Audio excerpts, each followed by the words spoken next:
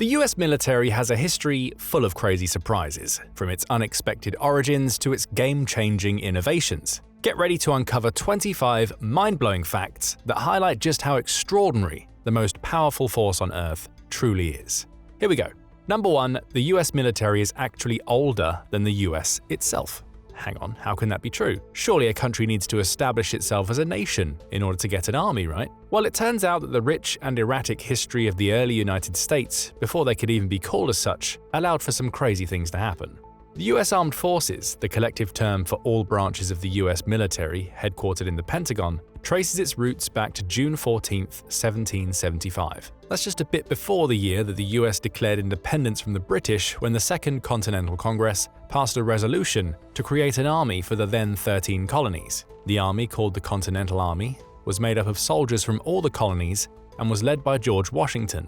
The army's main goal was to defend the colonies against the British in the American Revolutionary War. After the United States won its independence, the Continental Army, then joined by the Continental Marines and the Continental Navy, was demobilized in 1784. On June 3rd of the same year, Congress created the United States Army, as they're known today, by making them the effective successor of the Continental Army. The United States Navy and Marine Corps were created later, but followed the origins of the Continental Army closely. Not all aspects of the US Army are as old as the country itself, some are pretty much brand new. Number 2. The US military has a space division. On December 20, 2019, then-President Donald Trump signed the 2020 National Defense Authorization Act, which led to the creation of the 6th and newest branch of the US Armed Forces, called the US Space Force. Based on the name, you might be thinking that this branch of the US military is prepared to fight off aliens or destroy asteroids before they can devastate the Earth. The truth is somewhere in the middle, but is relatively mundane. The US Space Force is primarily an intelligence-based branch of the US military. Its goal is to protect the US assets orbiting Earth, such as military satellites.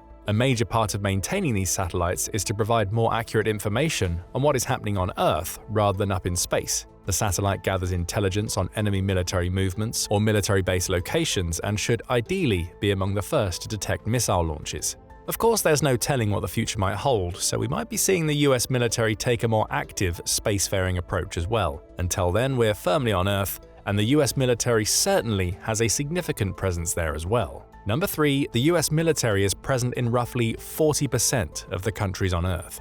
There's a reason why the US is called the world's peacekeeping force. Out of roughly 200 countries in the world, depending on who you ask to define the term for you, US military bases can be found in 80 of them, and the number of those bases a whopping 750. But there's more to that when it comes to outlining the sheer presence of the US military in the world. While the US is not currently involved in any wars, official or not, the US still actively deploys soldiers for various missions. In some countries, primarily the Middle East, a bulk of that presence is to combat terrorism and defend governments against revolutionaries. According to a 2021 report by Al Jazeera, the US has deployed more than 173,000 soldiers across 159 countries in total. Some of that presence might be considered a bit weird. For example, there were roughly 50,000 troops stationed in Germany by 2024, a country in the middle of the EU and NATO. So what gives? Number 4. The US military boosts local economies. Considering the sheer amount of troops stationed in a military base, most bases that are not in active war zones or don't see heavy enemy fire end up being supported by the local community. One of the best examples is Germany. Before the Russian invasion of Ukraine, the US has considered closing down some military bases in Germany. To that end, the military more than halved the number of deployed troops, from roughly 70,000 in 2006 to 34,000 in 2021. However, the Germans had strong opinions about the US completely leaving the country. Due to the number of troops stationed, many soldiers brought their families with them. Soon after, some of the military bases became towns in and of themselves. These towns were supported by both the US government and the local industry. If the military bases were to be abandoned, it would cause an upheaval in the local economy. Speaking of large economies, the US military doesn't just provide benefits overseas. Number 5. The US Armed Forces is the country's biggest employer. There are only a few companies in the US that can claim to have more than 1 million employees. While you might be thinking that some of the giants like ExxonMobil, McDonald's, or even the United States Postal Service would surely manage to get to that number, the reality is a bit different. There are only 2 such companies in America, in fact. The second largest employer is the shopping chain giant Walmart, with 1.5 million employees. However, the US military has over 2 million employees. When put together, 5 federal departments, Defense, Justice, Veterans Affairs, Homeland Security, and the Treasury, employ close to 3 million people. That's close to 1% of the country's total population. But how many of those people are actually soldiers? Number 6, the US military doesn't have the most soldiers in the world. According to most recent statistics, the US military has 1.32 million active personnel. That's more than half of the total number of employees this branch of the government has. However, it's not the country with the most soldiers overall. That honor goes to China, which has 2.04 million active personnel. The next is India, with 1.45 million. However, when comparing the total population against the number of active soldiers, the US easily overtakes those two countries. Number 7, the US military enlists close to 150,000 people each year. Considering just how many troops the US military has in active and reserve duty at all times, it stands to reason that there's a constant influx of fresh faces. According to the statistics for 2020, roughly 150,000 people enlisted in the Army. This comes from over 205,000 applications, meaning that the US Army has enlisted roughly 73% of the applicants. The discrepancy is based on 2 reasons. First, mandatory health screening means that some people simply can't be accepted into the military in the first place. The second is the US Boot Camp, or Basic Combat Training, or its equivalent, the One Station Unit Training, OSUT. Together, the boot camps test the physical and mental fortitude of all future troops. Between 11 and 14% of all people who enter the boot camp never make it to graduation. But don't let that discourage you from trying to join. Number 8, you don't have to be in peak physical condition to get into boot camp. The 10-week boot camp and the 22-week OSUT are grueling and designed to push the human body to the limit of its potential. However, that doesn't mean that all applicants are in peak physical form with rippling muscles. The boot camps typically accept applicants who fulfill a few conditions on basic physical fitness. But if the boot camps are strapped for applicants, the training is designed to transform any civilian off the street into a combat-ready soldier. Also, just because the boot camp typically lasts 10 weeks, that doesn't mean that you're immediately out if you don't graduate then. The drill sergeants can set some trainees aside to work with later groups and more customized training. The US Navy even accepts applicants who don't know how to swim, as that's a relatively basic skill that's taught quickly. Number 9, the draft was abolished after the Vietnam War. Speaking of taking people off the street, the US military used to have a compulsory draft in the 20th century. The last such draft was enacted between 1940 and 1973, as the US military needed more men than the number who signed for voluntary duty. Arguably the biggest draft happened during World War II, when the US military had 49 million men registered for the war, of whom 10 million were inducted into military service. At one point, roughly 900,000 men were in boot camps at once. In later decades, roughly 95% of the servicemen were there voluntarily, so the military typically has more than enough applicants. Number 10, nearly all men are required to register with the US military. Even though military service in the US is voluntary today, men between the ages of 18 and 25 have to register with the US military. This includes immigrants, foreign-born Americans, refugees, and even people with disabilities. This is because while the US military stopped drafting men into the Army in 1970, US federal law still permits compulsory conscription when needed. This is called selective service, allowing the US military to snap up thousands of recruits in days should the situation demand it. However, this selective service doesn't include women, despite women now being allowed in the Army and allowed to perform many of the same roles. Number 11. Women have posed as men to be in the Army. Women have had a rocky history with the US military. While fighting in the Army was traditionally considered a man's job, there were some women who wanted to defend their country by their side. The first women to join the Army did so by disguising themselves as men. It would appear that the physical tests were much laxer in the 19th century. By some estimates, between 400 and 750 women fought in the Civil War. The first women to officially join were doctors and nurses. The Army Nurse Corps became an official part of the US Army in 1901. The first woman to receive a commission in the regular Army was Florence Blanchfield in 1947, and women became regular members of the Army in the following year. Number 12. Not all US soldiers are humans. Weird as it may sound, not all service personnel in the Army are men or women. Some of the most loyal and reliable members of the US military are dogs. The Army currently has over 2,500 canine officers. The dogs sniff out explosives, but they're also trained to bite and subdue enemies if needed. It's estimated that each dog saves between 150 and 1,800 lives by warning the troops of mines and other dangers ahead. However, there are also service dogs that don't get deployed onto the front lines. The military also uses service and therapy dogs, as well as mascots for various units and branches. Bulldogs named Chesty are mascots of the US Marine Corps, for example. The US military also uses robots or semi-autonomous machines. There are various designs of robots used in the army, each with a different purpose. Flying drones have become synonymous with modern warfare, but there are also robots for disarming or triggering explosives and even evacuating victims. Number 13. The US has been in wars for over 90% of its existence. Considering the US military has been around for roughly 250 years, what has it been up to all that time? Surprisingly much, actually. Troops have been deployed for 222 out of 250 years of its existence. More precisely, there have been less than 30 years when the US military didn't have a deployment. Not all of these deployments were active wars. The US has only declared war on 5 occasions: the War of 1812, the Mexican-American War, the Spanish War, World War I, and World War II. Still, the US military has been deployed to over 300 operations, with perhaps the most famous being the War on Terrorism, with troops being deployed to Iraq and Afghanistan.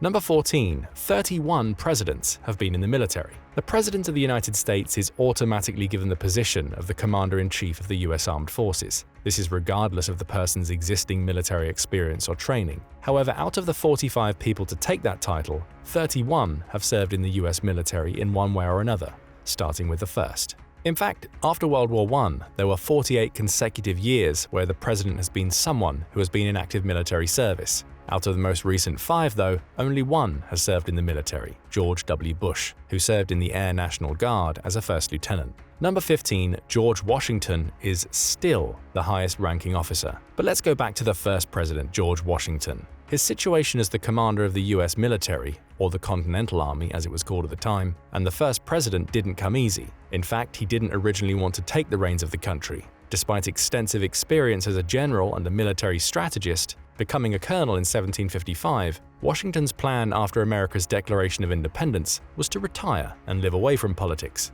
To commemorate the first president's successes, the US government elected to retroactively give Washington the highest military ranking possible in 1976 and stated that no officer should outrank him. Effectively, this gave George Washington, who was dead for roughly 180 years at the time, the first and only 6-star general rank, although the rank was never specified as such. But George Washington isn't the only interesting person to be responsible for the US military being in the state it's in today. Number 16. One of the original creators of the US Army was gay. To improve the status and the standing of the Continental Army, George Washington appointed Friedrich Wilhelm von Steuben to serve as the military's Inspector General in 1788. Von Steuben was given the monumental task of ensuring that the military stood strong in the darkest days of the Revolution. Hailing from Prussia, von Steuben already had a solid military career as a captain in the Prussian army. However, it's believed that at the time of his arrival in the colonies, he was fleeing the French clergy for being homosexual. Indeed, homosexuality, then typically termed sodomy, was considered a crime both in Europe and what would become the United States, and would typically preclude a man from serving in the army. Neither Benjamin Franklin, who introduced von Steuben to Washington, nor the future president seemed to care about the rumors or dismissed them entirely. Number 17. The youngest US soldier was 12 years old. Typically, only men over the age of 18 can serve in the military. However, that didn't stop teenagers from trying their luck in serving their country, especially during World War II, when the US had one of the highest numbers of troops ever. But even then, the youngest World War II soldier was Calvin Graham, who enlisted at the age of 12 and served aboard the USS North Dakota. To get to the youngest ever soldier, we have to go back further into the American Civil War. John Lincoln Clem ran away from home at the age of 9, attempting to become a part of the military. He was rejected by 2 different units for his small size, obviously due to his age. However, he stuck by the 22nd Michigan Infantry, which eventually allowed him to serve as the drummer boy. Officers chipped in to give him the regular soldier pay, and he was enlisted at the age of 12. Clem eventually attained the rank of Major General. Number 18. The military puts condoms in survival kits. While it might sound weird at first, condoms have proven to be remarkably useful for surviving in the wilderness, and were issued in soldier kits from 1930 onward. Beyond the obvious use of protecting against sexually transmitted diseases, a latex condom is surprisingly sturdy for its size and malleability. Condoms can cover rifle barrels to prevent mud and other debris from clogging the rifle, which could have devastating consequences. They also make excellent waterproof containers for smaller items. One major use for condoms was to protect fuses from getting wet before they could be detonated. Finally, a condom can inflate to a volume of more than a liter and can hold water relatively easily, so it can be used as a makeshift canteen. Number 19. Ray-Bans were made for the US Air Force. Apart from using relatively mundane items for military use, the US military has also been responsible for a few remarkable inventions. The first of these is Ray-Bans, one of the most popular sunglasses brands in the world. The glasses came from the US Air Force's request to create aviation sunglasses that would prevent glare and distraction caused by intense light distortion higher up in the atmosphere.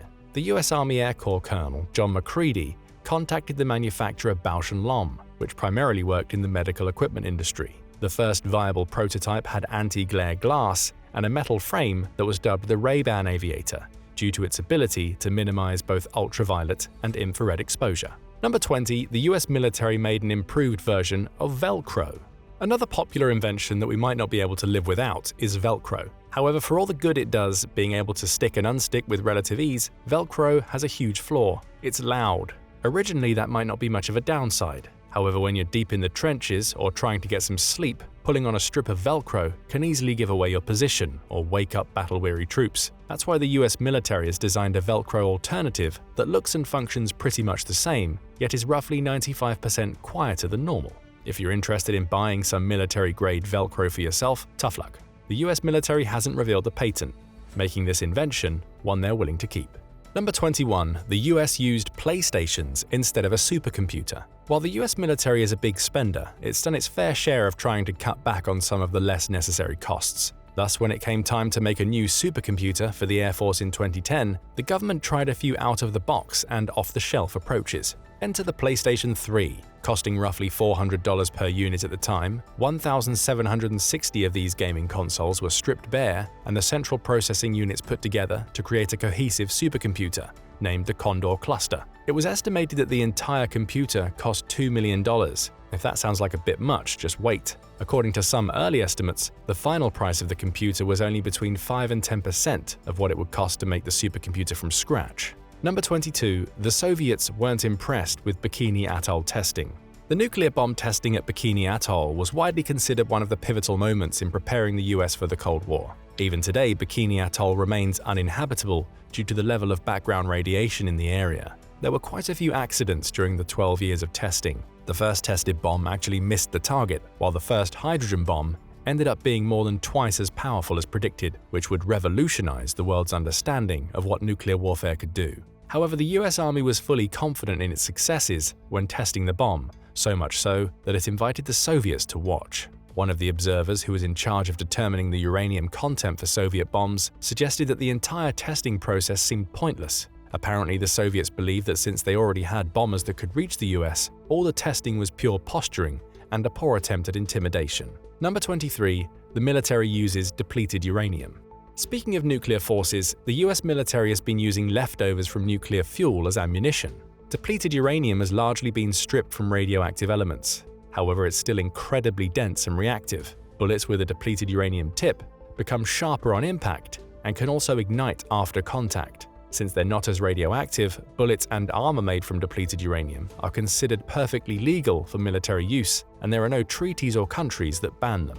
The main use of depleted uranium in the forces has been as anti-tank weaponry. Due to its incendiary properties, a bullet can ignite the fuel cells or detonate stored ammunition inside the tank. Number 24. There has only been one fight between the US and the USSR. Despite the constant terror of the Cold War, the US never actually ended up going to war with the USSR. But the two countries did end up clashing in the air. The circumstances of said fight were made even stranger by the fact that it happened before the Cold War and while the two sides were still technically allies. The confrontation happened close to the Serbian city of Niš. On November 7, 1944, the US 82nd Operations Group was tasked to provide air support to the Red Army troop convoy on the ground. In what appeared to be a lapse of communication, the 82nd wasn't aware that the Red Army convoy advanced 60 miles further than intended.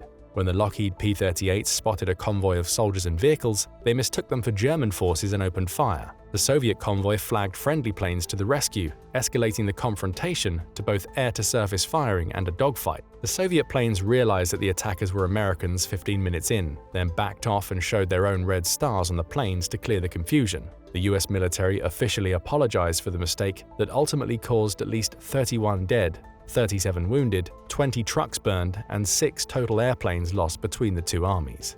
Number 25. The military is shrinking. but possibly for the better. We've spent a lot of time discussing the rich history of the US military, but what about its future? Well, some experts paint a grim picture of the look of the US military a few years or decades from now. According to a 2022 estimate by the US Department of Defense, 77% of all men eligible to enter military service, i.e. between 17 and 24, would be disqualified from joining. The most common reasons for the disqualification were drug use, obesity, medical conditions, or a significant criminal record. Roughly 44% of them would be disqualified for 2 or more reasons. Of course, the US military is volunteer only, so the prospect of all men being available isn't exactly relevant. But even then, roughly 87% of young people who were surveyed stated that they had no interest in being in the Army. The US Army has been consistently failing to reach its recruitment goals for years, falling short by as many as 25% of its quota. Furthermore, recent allegations of racism and sexual misconduct, as well as mistrust in the extent and quality of veteran care, have made many young adults wary of serving in the military.